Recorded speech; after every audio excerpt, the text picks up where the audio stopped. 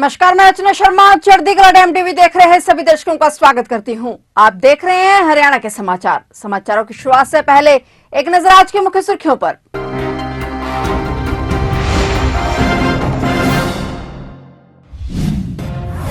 अवैध इमिग्रेशन पर कानून बनाएगी हरियाणा सरकार। आगामी बजट सत्र में नया कानून होगा पेश। मुख्यमंत्री ने की अपराध एवं कानून व्यवस्था की समीक्षा।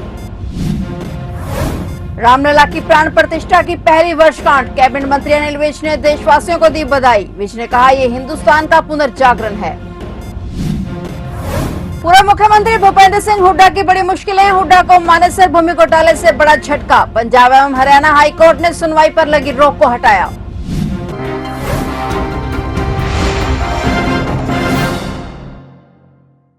और अब समाचार विस्तार से। मुख्यमंत्री नायब सिंह सैनी ने कहा कि अवैध इमिग्रेशन पर सख्ती से काबू पाने के लिए प्रदेश सरकार कानून बनाएगी। आगामी बजट सत्र में इस संबंध में नया कानून पेश किया जाएगा। साथ ही अपराध रोकथाम में अच्छा काम करने वाले पुलिसकर्मियों को प्रोत्साहित करने के लिए राज्य सरकार द्वारा जल्द ही एक ORP पॉलिसी लाई जाएगी और इस पॉलिसी में जहां अच्छे काम को प्रोत्साहन होगा, वहीं अपराध रोकने में ढिलाई तो सख्त कार्रवाई का प्रावधान भी होगा। मुख्यमंत्री नायब सिंह सैनी ने पंचकुला में वरिष्ठ पुलिस अधिकारियों के साथ अपराध और कानून व्यवस्था के संबंध में आयोजित राज्य स्तरीय समीक्षा बैठक की अध्यक्षता करने के बाद इस संबंधी जानकारी दी। उन्होंने कहा कि हरियाणा में अपराध की दर में उल्लेखनीय कमी आई है। हरियाणा प्रदेश ने साइबर क्राइम के मामलों में भी अच्छा काम किया है।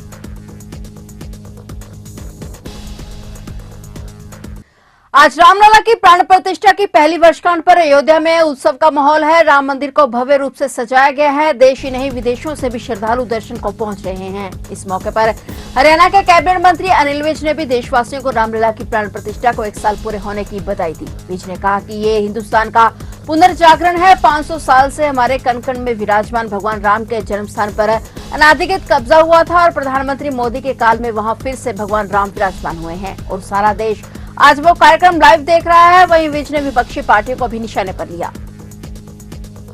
हरियाणा सरकार ने अग्निवीरों को बड़ी खुशखबरी दी है। सरकार ने ऐलान किया है कि अग्निवीरों को अपनी सेवा पूरी करते ही नौकरी मिल जाएगी। अगले साल थल, जल और वायु सेना में अग्निवीरों का पहला बैच अपनी सेवाएं पूरी करके बाहर निकलेगा। अग्निवीरों को सरकार की तरफ से रोजगार की गारंटी मिल चुकी है। हरियाणा देश का पहला ऐसा राज्य है जिसने अग्निवीरों को सुरक्षा कवच दिया है। सरकार ने इसके लिए हरियाणा अग्निवीर नीति 2024 लागू कर दी है। इसके तहत अग्निवीरों को सरकारी और प्राइवेट नौकरियों में आरक्षण, स्वरोजगार के लिए सस्ता और आसान लोन आदि सुविधाएं दी जाएंगी। यह नीति अग्निवीरों के लिए एक तरह से सुरक्षा कवच के रूप में काम करेगी। सरकार की ओर से सरकारी नौकरियों में दिए जाने वाले लाभों को लेकर नियम सार्वजनिक किए गए हैं। हरियाणा के पूर्व मुख्यमंत्री भूपेंद्र सिंह हुड्डा को बड़ा झटका लगा है। पंजाब एवं हरियाणा हाईकोर्ट ने स्पष्ट कर दिया है कि मानेसर भूमि घोटाले में ट्रायल कोर्ट में सुनवाई पर लगी रोक 27 जनवरी के बाद हट जाएगी। इस घोटाले में हुड्डा मुख्य आरोपियों में से एक हैं और साथ ही कुछ पूर्व नौकरशाहों में राजीव अरोड़ा, SS ढिल्लो और छतर सिंह, ML तायल भी आरोपितों में हैं, जिन्होंने अलग अलग समय अवधि में तत्कालीन CM के साथ प्रमुख पदों पर काम किया था। आरोपितों में कई बिल्डर भी शामिल हैं। बता दें कि हुड्डा और इन नौकरशाहों के खिलाफ मुकदमा दिसंबर 2020 से रुक गया था, जब इन नौकरशाहों ने हाईकोर्ट का दरवाजा खटखटाया था। जस्टिस मंजरी नेहरू कौल ने CBI द्वारा दायर एक आवेदन पर सुनवाई के बाद ये आदेश पारित किए हैं। सुनवाई 27 जनवरी दोपहर 2:30 बजे के लिए स्थगित करते हुए हाईकोर्ट ने स्पष्ट कर दिया है कि किसी भी परिस्थिति में आगे स्थगन नहीं दिया जाएगा और याचिकाकर्ताओं के साथ साथ CBI के वकील को अपनी अंतिम दलीलें देने के लिए तैयार रहना चाहिए। MSP सहित कई मांगों को लेकर आमरण अनशन पर बैठे किसान नेता जगजीत सिंह डल्लेवाल की तबीयत बहुत नाजुक मोड़ पर है। डल्लेवाल का आमरण अनशन आज 47वें दिन भी जारी है। उनकी तबीयत को लेकर तमाम लोग अपनी चिंताएं व्यक्त कर रहे हैं। इसी कड़ी में राज्यसभा के सांसद और पूर्व क्रिकेटर हरभजन सिंह ने भी डल्लेवाल की तबीयत और किसान आंदोलन पर अपनी चिंता व्यक्त करते हुए बड़ी बात कही है। राज्यसभा सांसद हरभजन सिंह ने डल्लेवाल को लेकर चिंता जताई और किसानी को बचाने की अपील की। उन्होंने कहा कि बातचीत से हर मुद्दे का हल हो सकता है। जो मुद्दे बातचीत से सुलझाए जा सकते हैं, उन पर बातचीत करके उन्हें हल करने की सरकार से अपील करता हूं।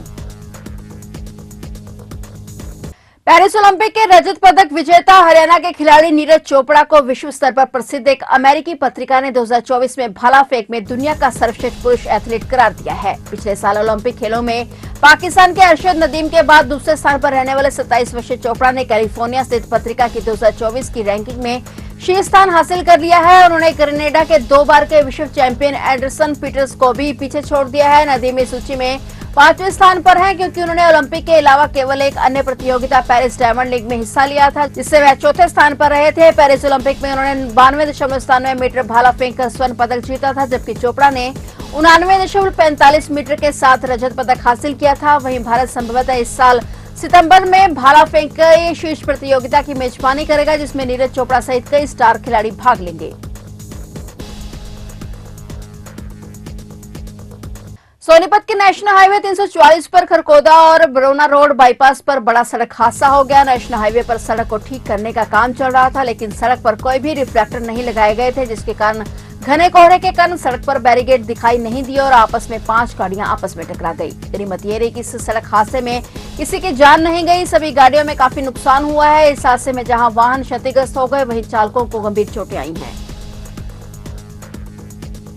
तो आप देख रहे थे हरियाणा के समाचार, और नए समाचारों के साथ फिर से हाजिर होंगे। तब तक के लिए देखते रहिए चढ़ती कला टाइम टीवी, और अब मुझे दीजिए इजाजत। धन्यवाद।